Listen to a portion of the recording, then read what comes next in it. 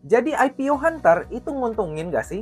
Langsung aja kita study case di saham NES yang baru aja listing hari ini. Anggap aja kita melakukan pemesanan sebesar 500 juta. Penjatahannya 0,8%. Yang berarti penjatahan kita adalah sebesar 4 juta rupiah. Anggap aja harga penjualannya itu sama dengan harga penjualan saya, yaitu di harga 260, which is itu berarti 30% cuannya. Yang berarti itu adalah 1,2 juta rupiah. Nah, di beberapa sekuritas itu ada yang mengenakan biaya admin. Anggap aja biaya admin plus fee penjualan saham itu 50.000. Jadi kita itu net ataupun cuan bersih dari saham IPO NES ini adalah sebesar 1.150.000. Nah, untuk prosedur pemesanan saham IPO sendiri itu kan berbeda-beda ya antara satu sekuritas dengan sekuritas yang lain. Tapi anggap aja ini adalah sekuritas yang paling lama nih Sobat Maya.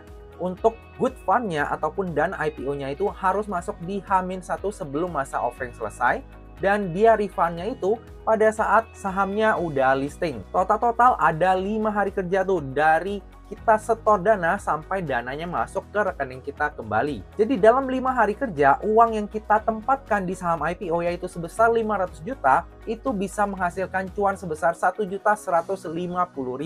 Nah, gede nggak sih 1.150.000 ini untuk 5 hari kerja? Kita langsung bandingkan aja returnnya dengan RDPT ataupun RDPU ya, yang saat ini returnnya itu berkisar 4-5%. Tapi mungkin banyak nih Sobat Maya yang merasa nggak terima, jangan 5% kok. Coba aja RDPT-nya yang outperform, kita ambil 10% per annumnya. Nah, jadi kalau dengan dana yang sama yaitu sebesar 500 juta, kita taruh di RDPT yang sangat outperform yang menghasilkan 10% return-nya per tahun, maka dari 500 juta rupiah yang diinvestasikan di RDPT tersebut akan menghasilkan 50 juta rupiah per tahunnya. Kalau kita sederhanakan, itu berarti sekitar 4,1 juta per bulannya, dan per harinya itu sekitar 138.000 rupiah. Kalau misalnya kita tempatkan di saham IPO tadi, dalam 5 hari kerja itu kita mendapatkan 1.150.000. Sementara jika dana tersebut ditempatkan di RDPT yang outperform sekalipun, yang kita anggap aja 10% per annumnya, itu ternyata per harinya 138.000 atau dalam 5 hari kerja sekitar 690.000.